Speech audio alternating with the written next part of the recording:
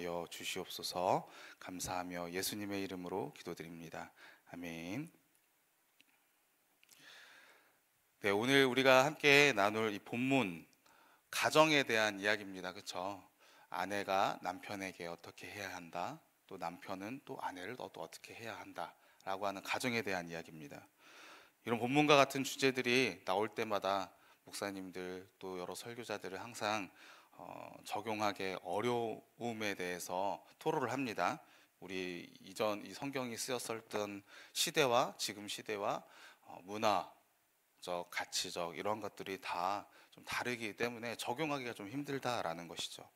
그럼에도 불구하고 우리는 이 성경 가운데 분명히 남편과 아내의 그 위치가 또 역할과 이러한 것들이 정해져 있음을, 하나님께서 창조 질서 가운데 세우신 모습이었다라는 것을 우리는 분명히 또 그것이 사실이고 진리임을 또 알 수밖에 없습니다.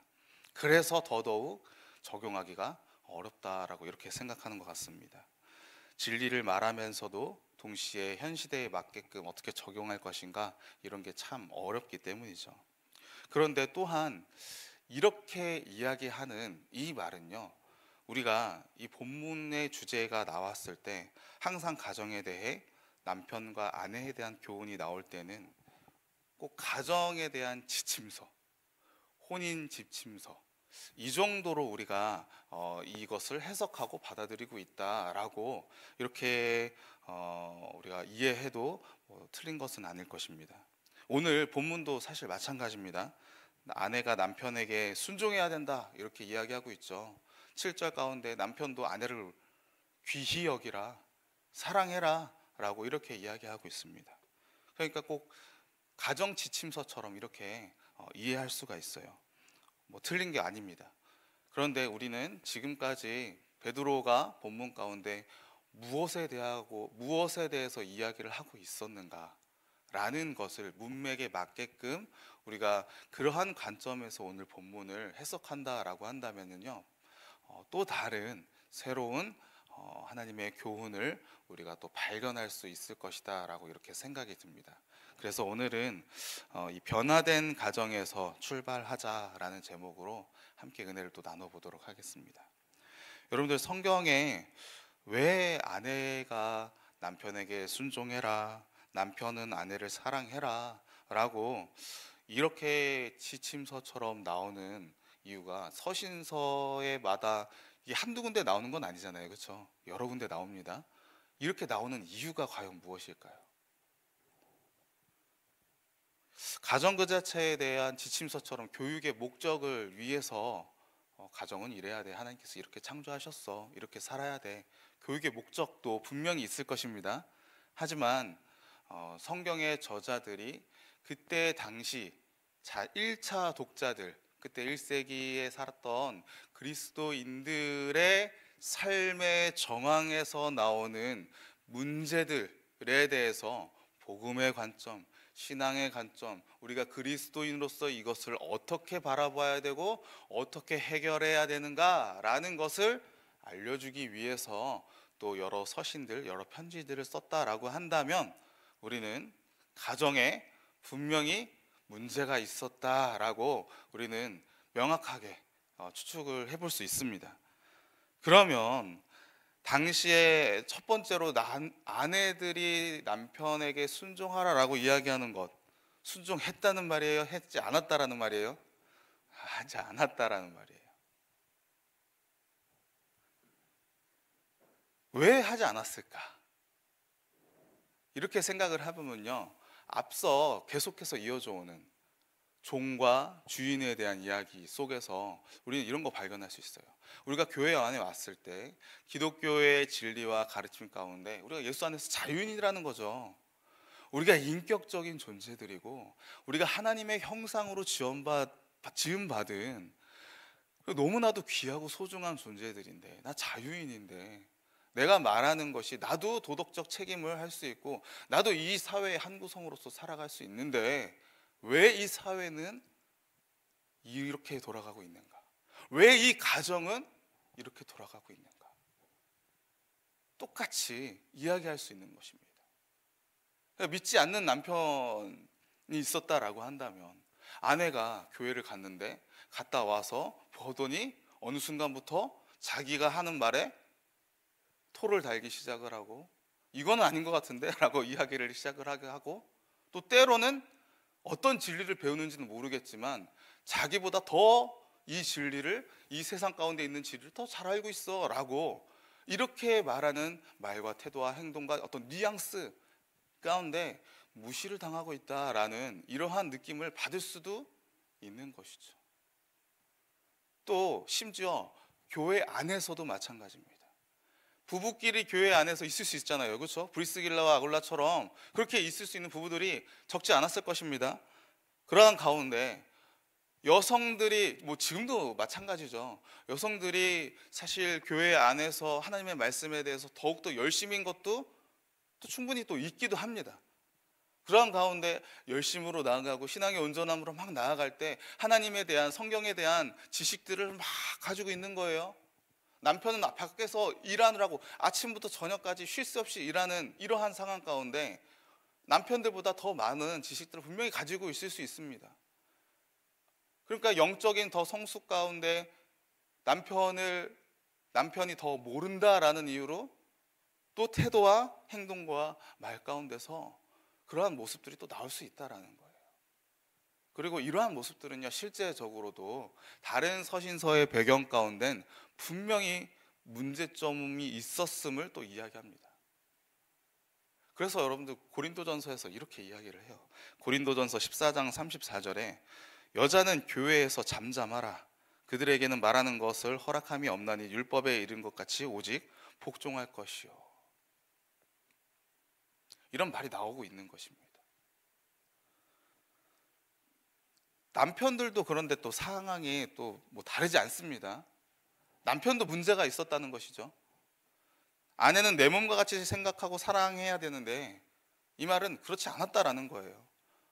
당시에 물론 앞에서 여자들이 순종하지 않았기 때문에 사랑하지 않았다 이렇게도 이해할 수 있겠지만 그게 아닌 경우도 많잖아요, 그렇죠? 그 당시에 1세기 이전에도 마찬가지고요. 사회 문화 가운데 남편들 힘이 있습니다. 경제권을 가지고 있어요. 남편이 없는 여성들이 그때 당시에 사회 속에서 살아남는 게 진짜 힘들었잖아요. 과부들이 진짜 힘들었잖아요. 쉽지 않았습니다. 그러기에 남편한테 힘이 있어요. 그러니까 그때, 그리고 투표권, 경제권, 정치 참여권 이런 것들이 여성들한테 없었으니까 무시합니다. 여성들을 무시한다고. 기본적인 베이스가요. 취급을 하지 않아요. 일부 다 처제. 그러니까 자기 마음에 들지 않는 아내가 있다고 한다면 어떻게 합니까? 다른 사람 데리고 오는 거예요. 보지 않는 거예요. 이런 게 비일비재했습니다. 비일비재. 참 쉽지 않은, 오늘날로 말하면 나쁜 사람들이죠. 남편들이. 그런 모습들이 분명히 있었어요. 이러한 상황에서 여러분들이 교회의 지도자였다라고 한다면, 믿음 가운데 리더의 모습, 리더의 그룹이라고 한다면 어떻게 하셨겠어요? 당연히 가만히 두지 않았겠죠. 조언을 할 수밖에 없겠죠. 이러한 가운데 남편들, 믿지 않는 남편들이 아내가 자꾸 그러한 모습을 보이면 교회 가지 마! 이렇게 이야기할 수밖에 없는 건 아니겠습니까? 가정도 혼란스러운 거예요. 가정이 혼란스러우니까 당연히 사회 인식 가운데도 교회에 대한 평판은 안 좋을 수밖에 없어요. 교회가 사회를 흐트러뜨린다. 교회가 사회를 혼란스럽게 만든다. 인식이 안 좋아지는 거예요. 그러니까 교회 리더로서 사도들은 성경적 가정관에 대해서 분명히 가르칠 수밖에 없었습니다. 이야기할 수밖에 없었어요. 또 그것을 통해서 하나님께서 가정, 처음에 남자와 여자를 만나서 가정을 이루게 하신 그 첫 번째의 모습을 하나님께서 기대하신 모습으로 또 갈 수 있게끔 만드는 그러한 교육을 할 수밖에 없었어요. 그게 또 하나님께서 바라시는 가정의 모습이기도 했었고요. 그래서 오늘 본문 가운데 베드로도 역시 동일하게 이야기를 하고 있습니다. 가정에 대해서. 그러면 이 가정에 대해서 이야기하는 것 가운데 우리가 아주 중심 원리는 뭐냐? 아주 중심은 뭐냐? 이제 순종해야 된다, 사랑해야 된다, 이거 다 알고 있잖아요, 그렇죠? 중심은 뭐냐? 그동안에 이야기해왔던 베드로의 그러한 그 원리 가운데, 문맥 가운데 중심은 하나입니다. 구원을 위해서, 배우자의 구원을 위해서 선행하는 거예요. 배우자의 구원을 위해서 순종하는 거예요. 배우자의 구원을 위해서 사랑하는 겁니다. 그게 목표예요. 오늘 1절 말씀 다시 한번 읽어보겠습니다. 함께 읽어볼게요. 시작.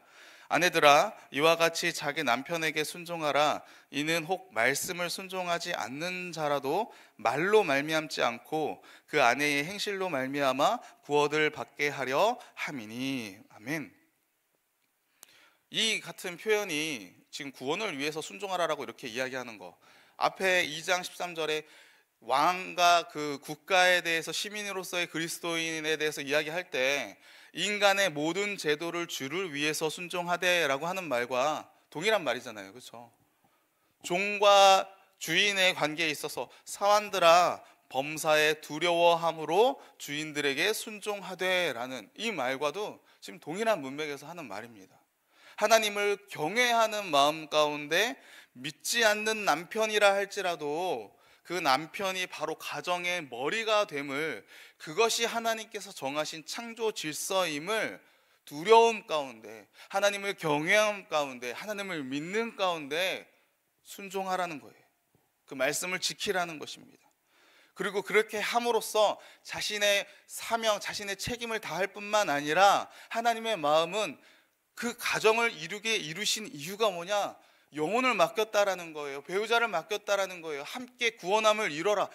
예수 그리스도 안에서 한 공동체 된 우리 교회가 한 가정인 것처럼 너희 역시도 진짜 가정이다. 믿음의 공동체로 진짜 가정을 이뤄나가라 라는 거예요. 우리 이거 너무 잘 알고 있습니다. 너무 잘 알고 있어요. 그런데 여기서 우리가 특징적으로 말할 수 있는 게 뭡니까? 말로 하지 말래요. 뭘로 이야기하래요?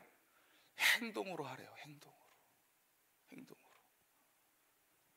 이 부분에 있어서도 우리는 어떤 트러블이 있었을 것이다, 문제가 있었을 거다, 대충 추측을 할 수 있잖아요, 그렇죠? 그리고 또 하나 우리 이렇게도 생각할 수 있습니다.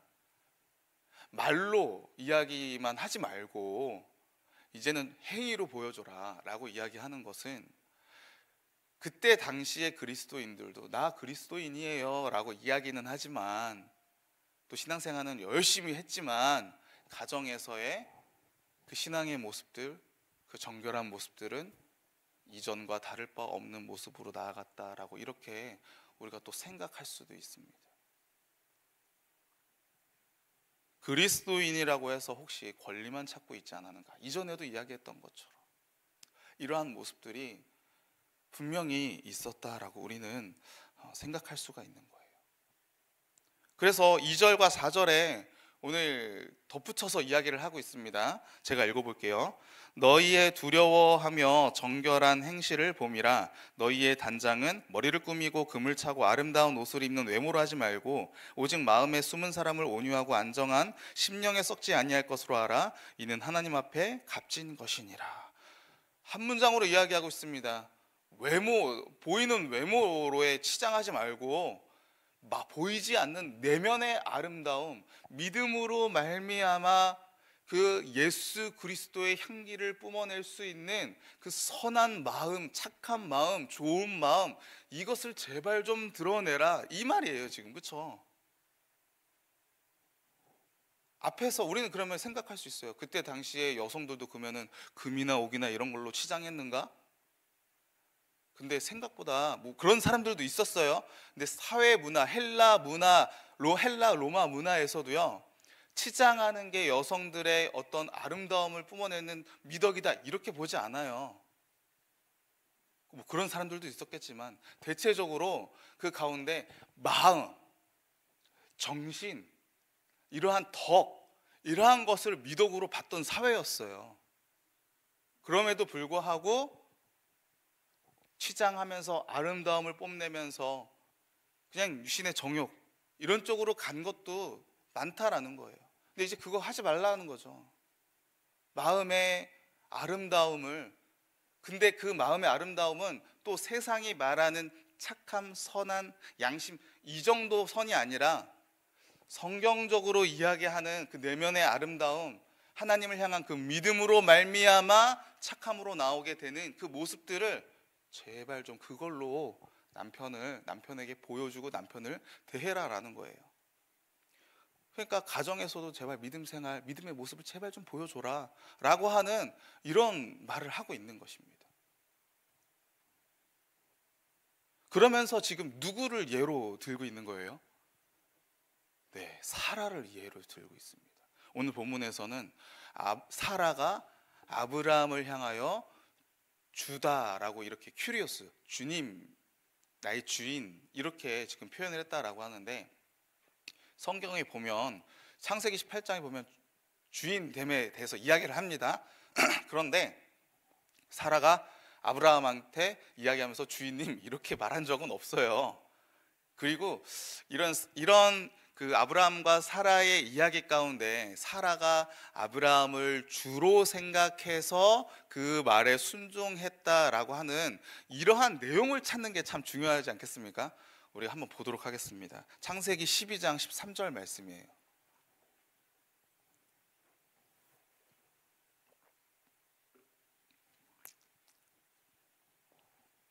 창세기 12장 13절 말씀,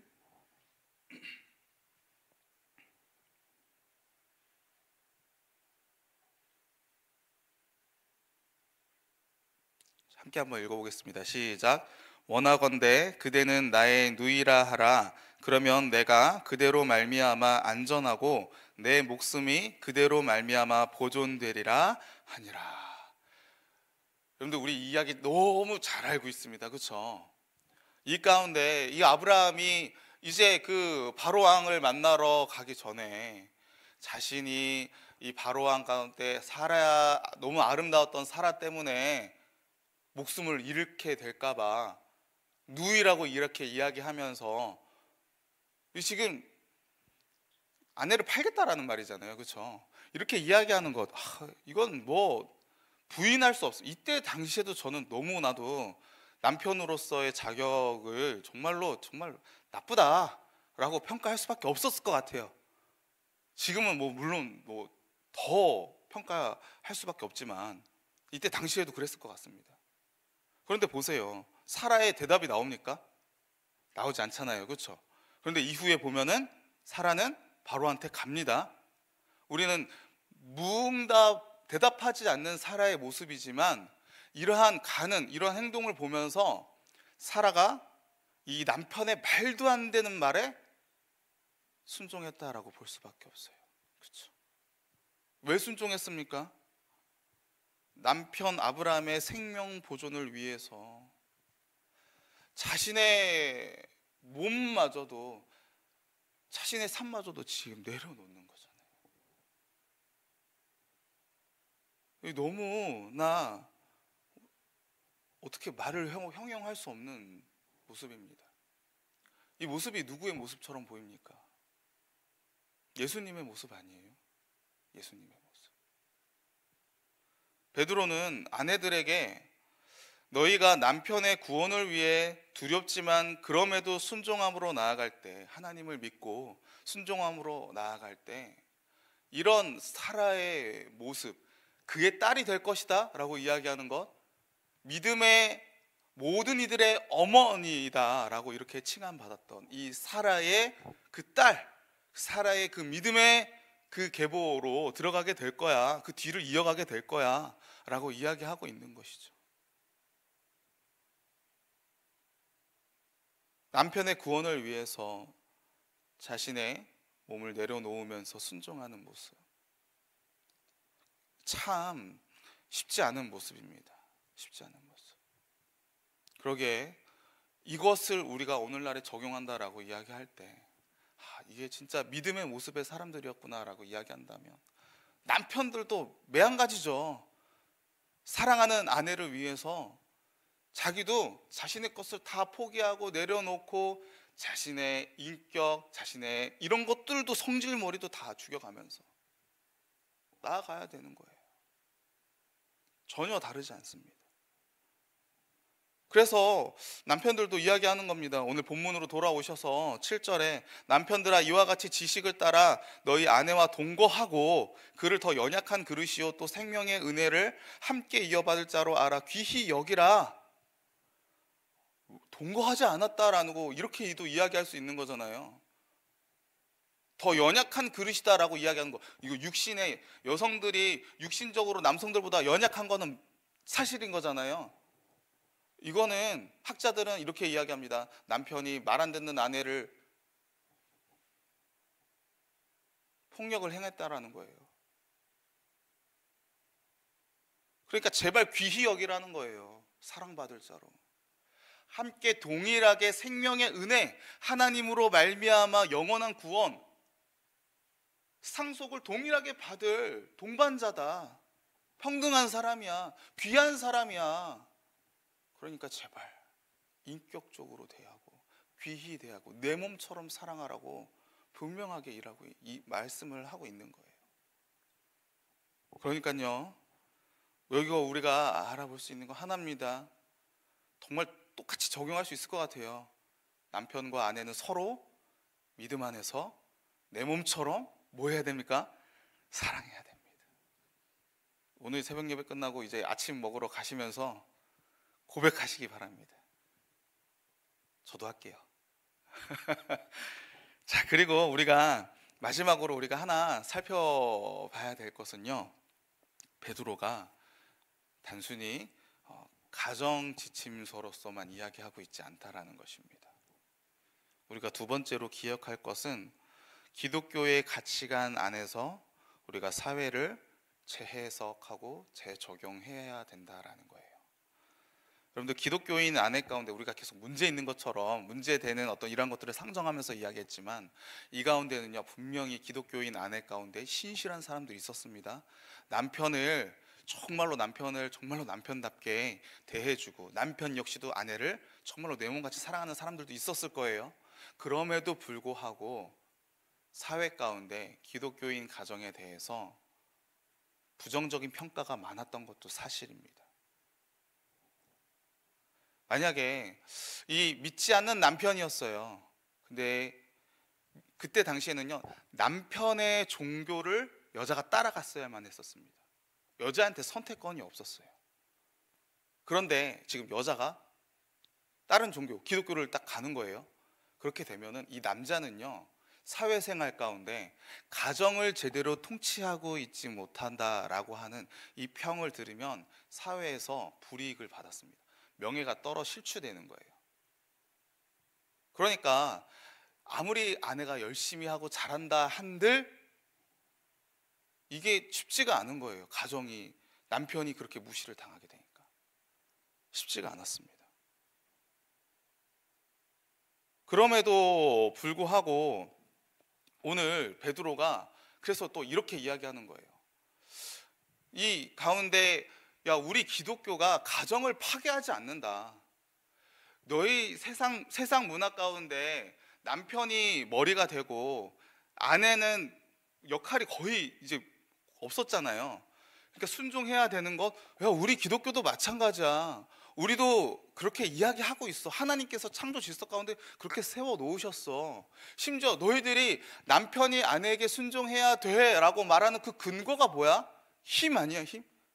경제권 아니야, 경제권? 남편이 먹여 살리니까? 근데 우리는 그렇게 근거하지 않아. 우리는 하나님 아버지께서 남편이 이 창조 질서 가운데 하나님께서 정하신 질서로 말미암는 근거로 삼고 있어. 머리됨을 삼고 있어. 그렇기 때문에 우리의 근거는 너희가 생각하는 근거와 훨씬 더 견고하고 훨씬 더 본질적인 거야. 훨씬 더 고상한 거야.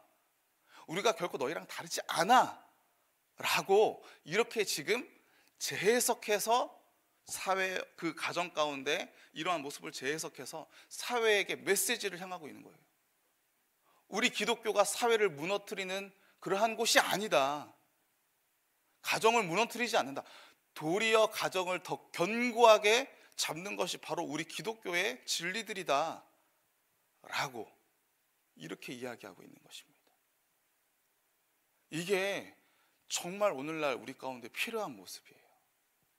사회 문화 가운데 여러 가지 문제들 가운데 우리 기독교가 사회 안에서 너무나도 필요한 존재들이야. 사회를 해롭게 만드는 존재들, 분열시키는 존재들이 아니라 사회를 이롭게 만드는 존재들이야. 더 좋게 나아가게끔 만드는 존재들이야 라고 이야기하는 것.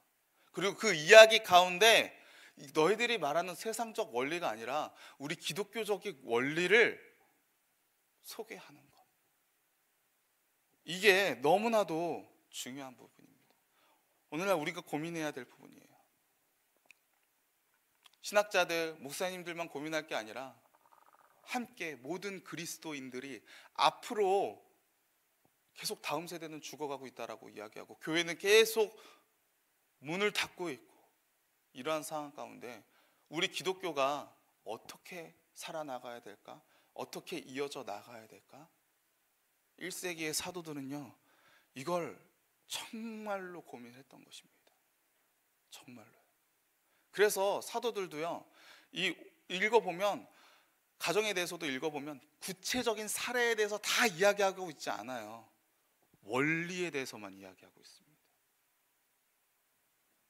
우리도 이러한 것을 생각해 보아야 해요. 우리에게 남겨진 과제들입니다. 그래서 저와 여러분 가운데 우리가 이 모습을 놓고 고민해야 됩니다. 가정에 대해서, 사회, 정치 너무나도 혼란스럽잖아요. 이러한 가운데 우리는 그리스도인으로서 어떻게 해야 되는가? 경제, 우리는 그리스도인으로서 어떻게 해야 되는가? 이러한 것들을 우리가 고민해야 됩니다. 직업관도 바뀌고 있어요.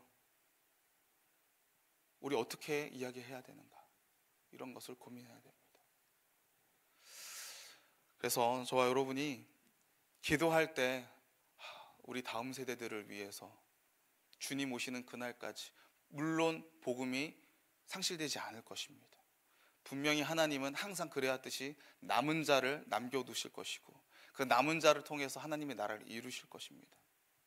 저는 저와 여러분이 이 남은 자로서 이어져 나가기를 간절히 소원합니다. 오늘 하루 우리가 이 가정 지침서 또 이 사회에 대해서 우리가 기독교적으로 어떻게 바라볼 것인가 라는 것에 대해서 함께 나눴는데 오늘 하루 아내를, 남편을 내 몸과 같이 사랑하고 고백하여서 주님께서 바라시는 믿음의 가정으로 오늘 하루 복된 삶